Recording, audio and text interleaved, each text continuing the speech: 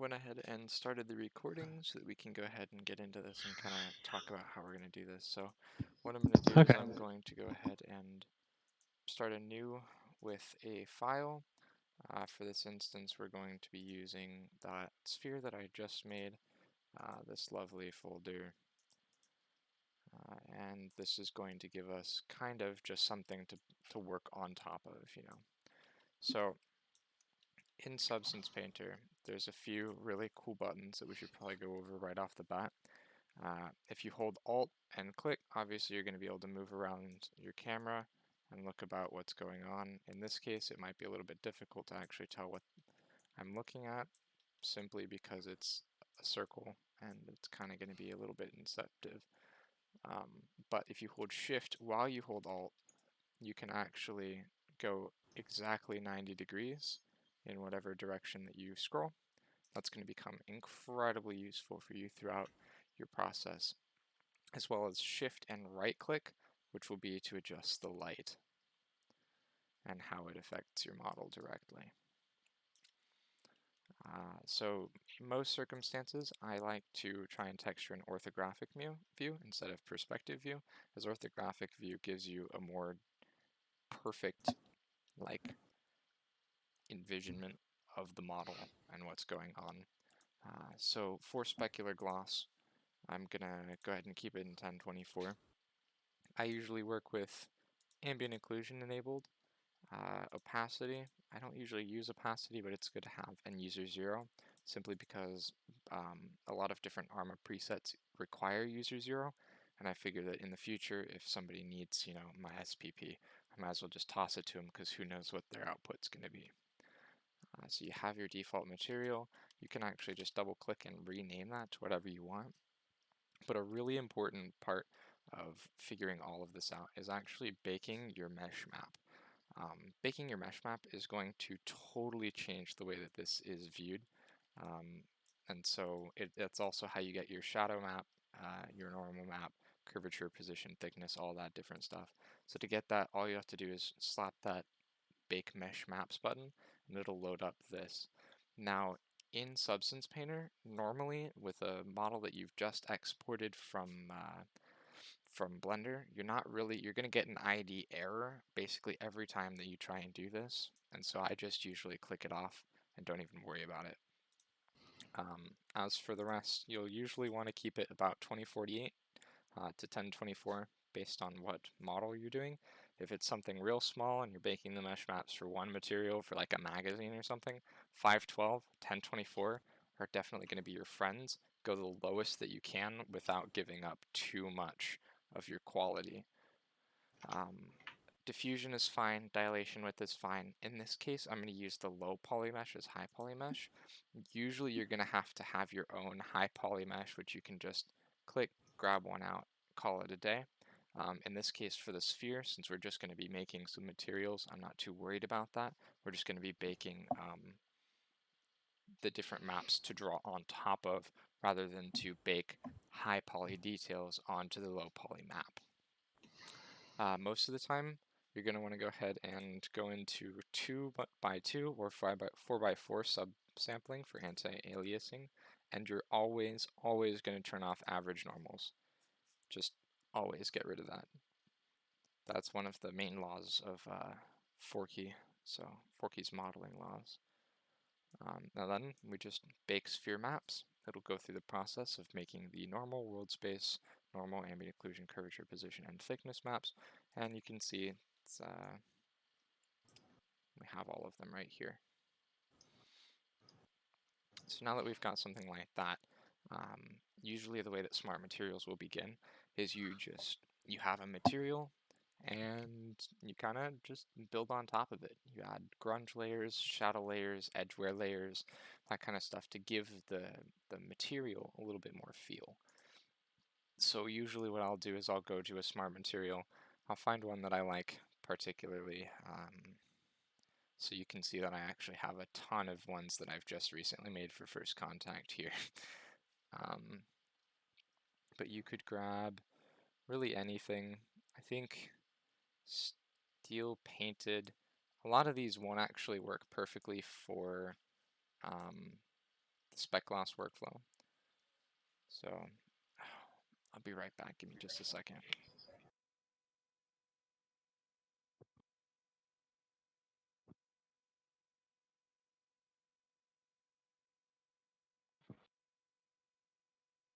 Sorry about that. Like I said, my dog's being kind of a pain in my ass right now. But you have all these different materials that you can work with and see how you like it. So for my workflow, what I'll usually do is I'll throw in a paint fill layer, and we'll have this as black. Now this black layer goes all the way on the bottom. We can go ahead and get rid of that layer 1 deal.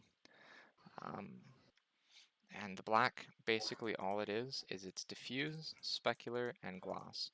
The diffuse is all the way black, specular is all the way black, and gloss is 0.5. This is basically the bottom layer, and this is going to be used for the shadows that you're going to generate for your diffuse map in another step pretty soon. So we're going to go ahead and find a quick material that we actually might be able to build on top of. So let's see. We'll just call this OPTRE material. Let's see, what's this? I think this is actually a material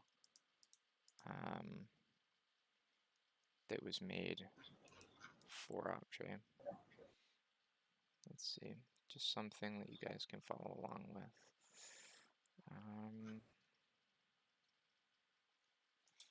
Maybe concrete. Nope.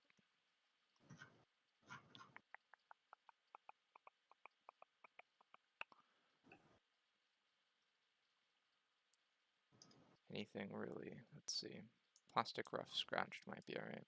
Something like this, yeah, we can probably work with to get it to a more concrete feel.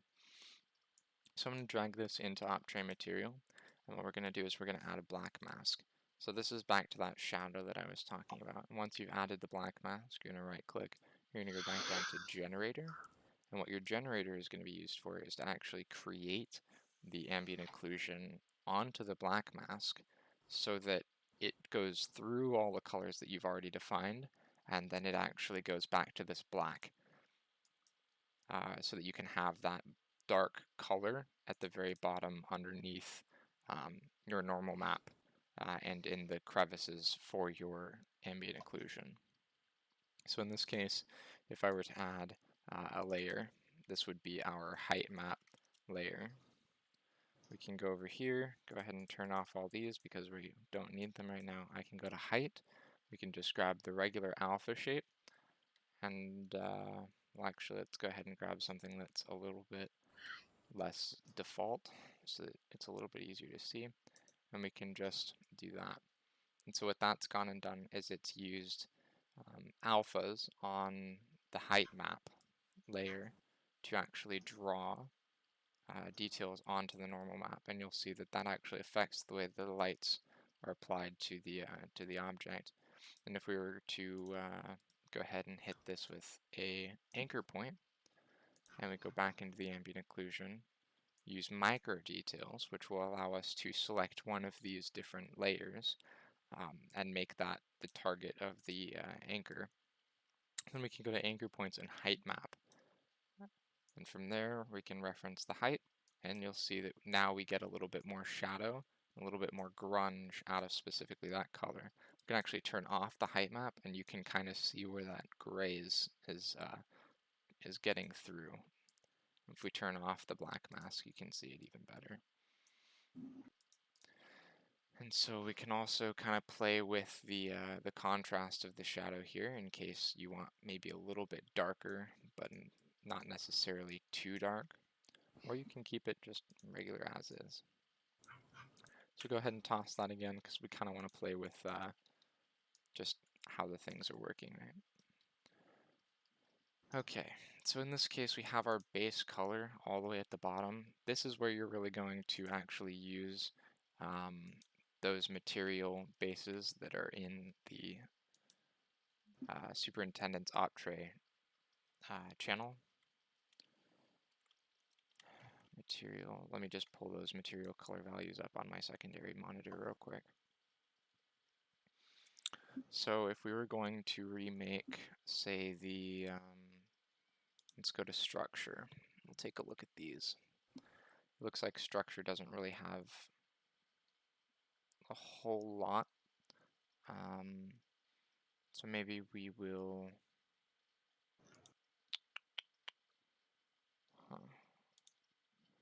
yeah, these kind of need to be gone through and redone again. But if we take a look at just the weapon, I'm pretty sure weapon and structure are more or less identical at the moment. So we'll go ahead and make the gunmetal. So if we hide all of these different layers that we've already done, or that have been spawned by this plastic rough scratch, grab this base color, we can change the diffuse to whatever we want. But the diffuse is actually already specified. So for most weapon materials, you'll already have these. They are already created for the OPTRE devs. They just haven't been posted in Superintendent, so I'll share those once we're done here. But in this case, we can just grab the light gunmetal. For the specular, you can literally just drag and drop and grab the other one, and then the glossiness value is going to be 0.494. So that'll give us the base color material of what's going on here. You can turn off ambient occlusion, you can turn off normal because we're not painting any of that, opacity, height, we're not painting any of that, we're just defining the diffuse, the specular, and the glossiness. Now on top of that, we can actually start to add some other little grunge effects. And I'm going to go ahead and delete those for now, but basically what we're going to do is we're going to grab another fill layer. We're going to call this scratches light. And then in here we're going to do the same thing, just the diffuse, spec, and gloss. We can actually also turn on normal in this case, and we'll go over to smart masks. Now in smart masks, you have a bunch of different options to add a little bit of grunge to your model. In a lot of cases, what you're just going to do is you're going to add a black mask to this scratches light segment, and you're just going to grab whatever one of these actually looks good and drop it on top of your black mask. Now in this case, obviously I don't actually have any edges for it to generate the edges for the black mask. So that was kind of dumb. But if we grab dirt, you can see that's already looking much more concrete-like. And then we can go into this generator and we can turn down the balance. We can turn up the blur, play with the contrast a little bit so that there's a little bit less of it. Turn down that. So now we have a little bit of a grunge going on, but that's not really an amazing mixture. Ball. So now that we have a little bit more going on here with this, we can add just more. Why not? Maybe let's make a scratches dark.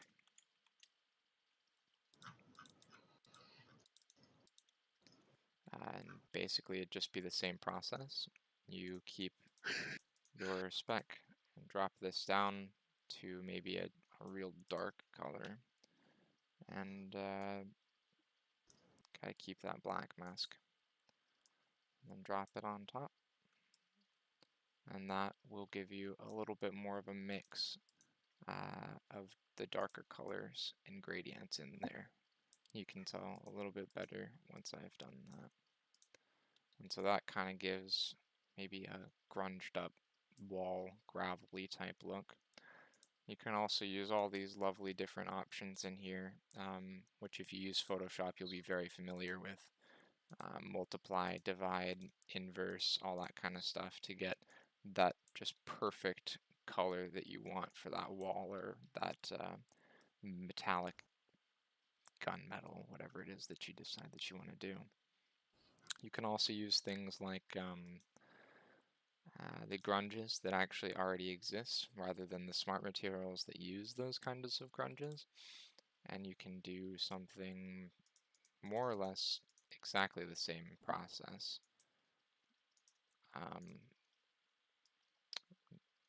But you can also grab stuff like this and drag it into your normal. So let's see.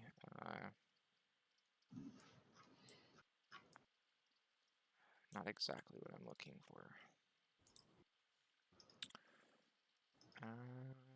Okay, in this case, let's go to normal. A lot of it's just playing around with the interface, figuring out what it is that you think and what you want to do. If we turn this over to height, actually, we should get a better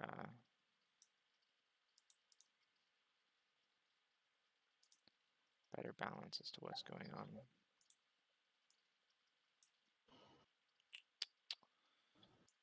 Can still kind of go along the same lines.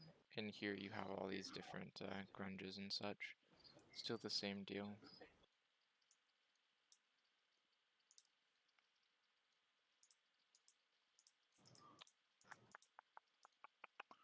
That doesn't seem to want to work with me right now, but of course you can also toss in whatever smart materials already exist. So if we were to take this elite red color that I have here and toss it on top, inside I actually already have a couple of different colors with black masks overlaid on top of each other. But you can see that this has like some hex patterns, some writing and stuff on it. But if you were to take this, you can always use that lovely black mask feature. And of course you could go here and change the height of this specific color to maybe be 1. And so when you go in and draw using your alpha, it'll change the way that that actually shows up. And that I actually had the directional scratches on the grayscale for my brush. So you can actually change the alpha that you're drawing with to a number of different shapes, which helps for like some symbols and stuff if you want to draw onto your object.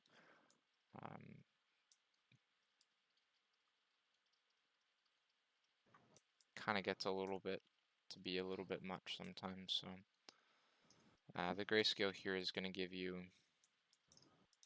that level on which it actually shows. So these ones are grayscale value of 0.5, which means that it's more of a gray on a black mask. So your black mask, you have the black layer, and then whatever you draw on top of it in white will display what it's attached to. So if we draw a 50% gray right in the middle of black and white, then we're going to get something that's basically right in the middle of the two materials. Obviously, if you push the grayscale up to 1, you're going to get exactly what the other material is, and if you push it down to 0, well, you're not going to get anything, because at that point you're painting in black. A good hotkey for switching between the 1 and 0 is X, which can actually be quite helpful in different circumstances. Is there anything else that you guys kind of have like questions on? Because I'm running out of ideas as to what to cover. No, that's actually pretty much it. That's awesome. Yeah. Okay. And you're recording this, right? I am, so if you guys need it, you can just ping me. Please. I've Yes, learned I a need lot of it. fucking shit just by watching you. Seriously, Something though. else, yeah, by all means. Also, circle is called shape, cone, and shape. And that's the alpha that you're usually going to draw with. A lot of the details that we use on the Covenant assets are literally just drawn onto the height map like this. Oh, hell yeah. That's nice, man. That is Right? nice. And so that right there is normal Go mapping. Polypack Man. Something else that you can do, which is actually pretty damn cool, if you switch over to adding on the normal, you can go in and this is your brush settings right here. And then you also have like layer settings that you can adjust, which will also display in the properties tab. So be careful to keep track of whether you're on the properties of your brush or the properties of your actual like paint. But if you go in Nice. here, you turn on normal, you can go to hard surfaces, and Substance Mhm. Painter actually comes with a bunch of different hard surfaces built into it. And so you just take one, drag it over, Mhm. scale it up, and press, and it'll draw that Hell yeah. onto your normal map so long as you actually have the Nice. normal on. Hell yeah. If you try and paint it using the height, you're gonna be kind of toast, but Normal. just do that. So you have Nice. all of these different. Different little tools. Uh-huh. That will help a lot. Another really fun thing is if we were to create this, you can actually gradient those. So if you go to black, right, and then you were to go this, and then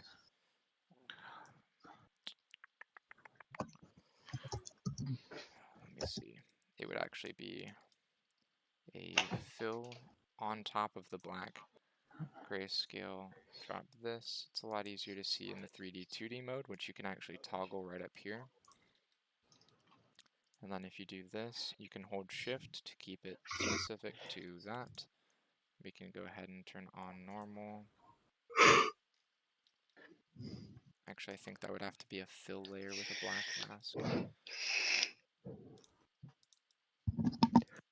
There we go. So it's a fill layer and the black mask.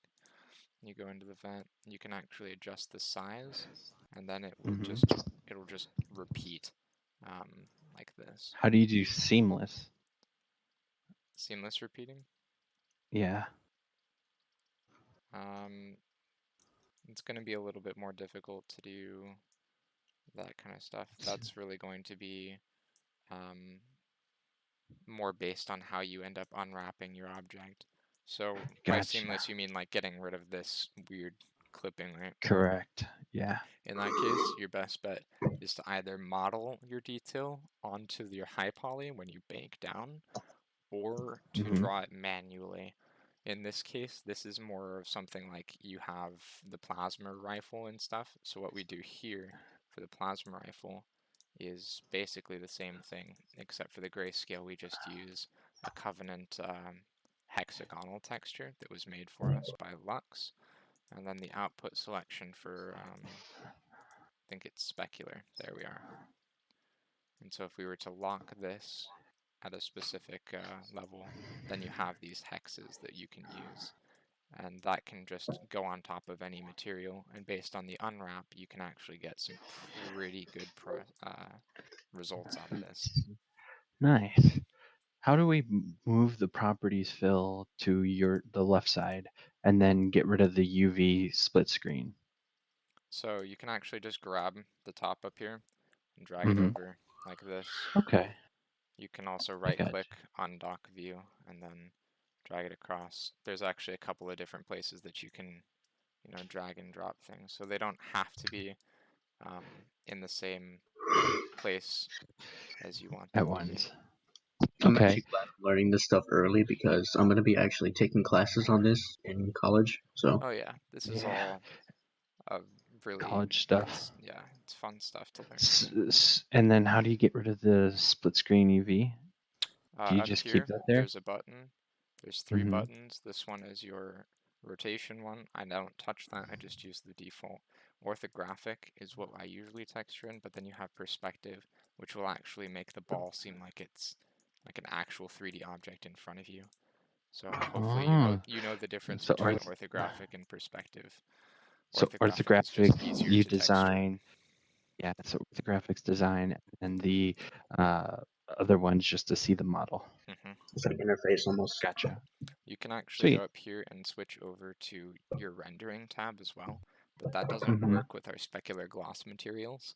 So if you were going to texture something, say in the PBR textures, which you're obviously allowed to, rendering is a really fun thing to play with as well.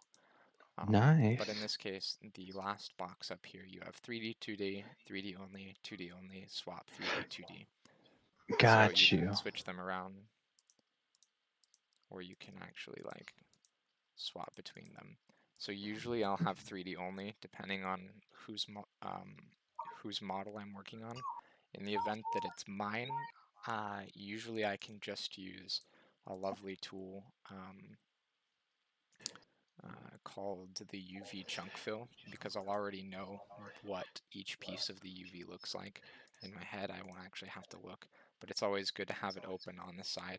And obviously you can kind of change this, you can scale this down so that, you can just have it, in the corner so that you can kind of see what's going on. Another couple good hotkeys, again, On this side, you have Shift and Alt and rotate. That also works on this side. That was something that took me a really long time to figure out. But then you also have Alt and this, which you're going to do a lot because that's how you move it around in this view. So if you take this view and then move over here, you're going to have that problem. So something good is that shift, because then it allows you to snap back to the non, workspace here. Fair enough. You can also, again, shift right click to go across. If you hold control, you have all these different options here. Shift and Alt also do the same things. Yes, that's another good thing that I should go over really quick, since we were talking about normal maps. When you're drawing, obviously you have your mouse, which is kind of okay. I mean, it's a mouse, so you only have so much control over it. So if I were to, I could sign my name, but if you want it to be legible, sometimes you need some straight lines, which, Or just a drawing tablet. yeah, which is obviously an option. But if you hold Shift after you have pressed, it'll give you this line. And if you hold Control while you shift, it'll give you degree increments. So you'll Kind of have, like some of Adobe's tools. yeah, so you'll have all your different degrees, and then you just have a free rotate here, which will definitely help you to get those lines that you want. And then, of course, as I displayed earlier, you have your different alphas that you can draw with that'll make things have a little bit more depth to them.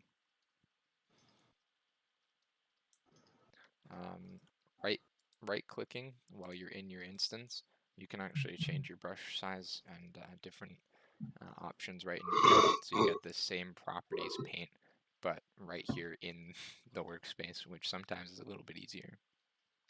Right. You also have alignment, tangent wrap, tangent planar, and UV. These are going to be really fun because based on what you have here, it will try and draw what you see. But if you're drawing on the object and you're crossing, this is a seam right here. So if I'm crossing this seam, it's going to be a little bit more difficult to do if I'm doing it on UV. Because if I cross the Right. seam, you can see, oh, it really wasn't a fan of me trying to cross right here. You can see where the seam is at. If you change it to tangent wrap, it will just kind of do exactly what it sees. But the problem with tangent wrap is that if you do this, anything that was right here after you've done this will end up getting painted because it's in your camera view. It's no longer keeping itself specifically to the texture, viewport, and object and stuff. Backface culling is also something that you can turn off. I'm pretty sure those are along the same lines as what I've just told you. I'm still learning a lot of this myself, so it's a little bit interesting. But you also It's a have learning like your different process. buttons. So there's a lot of fun stuff to play around with and learn, but eventually, after, a couple weeks, you'll end up getting to a point that you can just kind of automatically know exactly what you're aiming for, and then you end up with crazy projects like redoing all of the Covenant assets, and then you end up with something that's pretty tolerable like this.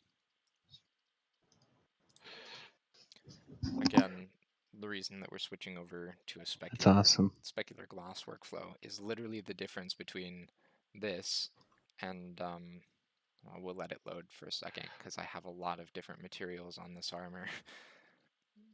It's the difference between this and this when it loads. I see. Yeah, that's a big difference. So you can actually see where some of the lines from my normal map drawings are, because I redid the normal map drawings, but pretty incredibly different. Hell So yeah. there's a very strong reason to use this. Also, you have obviously that same normal drawings that I was telling you about, because when How you come? start, a lot of the time it's just the blank diffuse like this. Now, how about stuff for lights and emissions? Stuff that would show up as like I don't know. Think about like spotlights on a structure or something, or in your case, like the armors. So we'll take a look at this really quick. I don't actually redo the lights for the Covenant, but I'll go ahead and explain to you what I would do. Basically, for this, because it's spec gloss, it needs to be in the same, diffuse, specular glossiness. I don't think the rest of them are really going to be important right now. Emissive for your render might be good, but it won't export, so there's not always a reason Got to you. worry about that. I Because got you. we use a special export textures preset that will export your normal map to no HQ, your specular, your glossiness, your diffuse and stuff to their respective parts, ambient occlusion to the ambient shadow map, all that kind of different Sure. jazz that you're gonna want. Does Gotcha, it go? gotcha. Can it be used back in Blender, or would it just go straight to the game from there? It can be used in Blender, but that's usually where it goes into the game. So as you can see Gotcha. right here, I have the red emissive on it, which kind of just takes over the diffuse color, but I could have whatever color I want, and then it doesn't necessarily matter. You can have any of these diffuse, but this emissive value will actually get defined in your RV mat, whereas the diffuse value is what color you're going to be emitting off of this texture.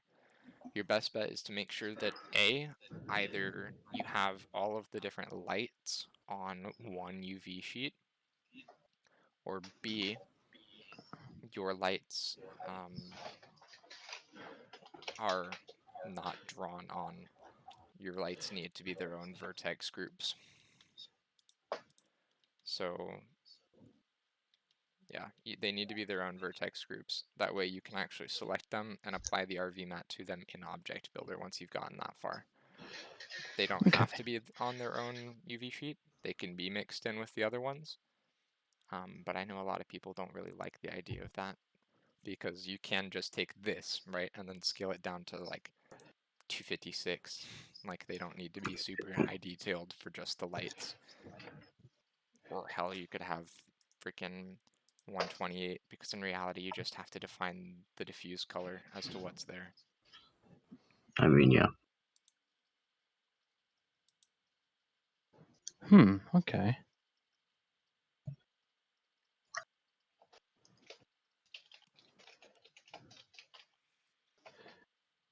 Arma's a little fidgety with the different with specular and glossiness, but usually non-PBR spec gloss will display pretty much what you're going to see in game, assuming that you have your RV mat settings set up properly.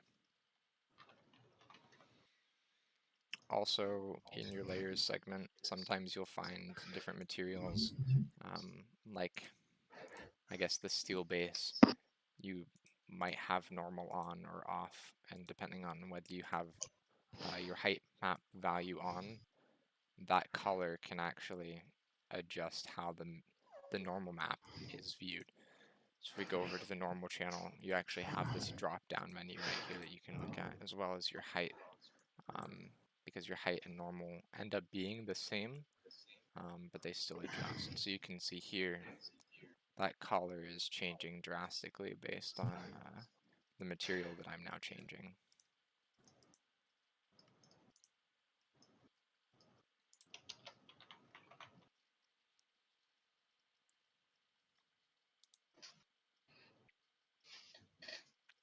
Huh. Okay. Well, dude, that was fucking great. Hell yeah. Definitely send me the fucking video. I need it. Education time. Yes. Alrighty, I'll go ahead and stop that now.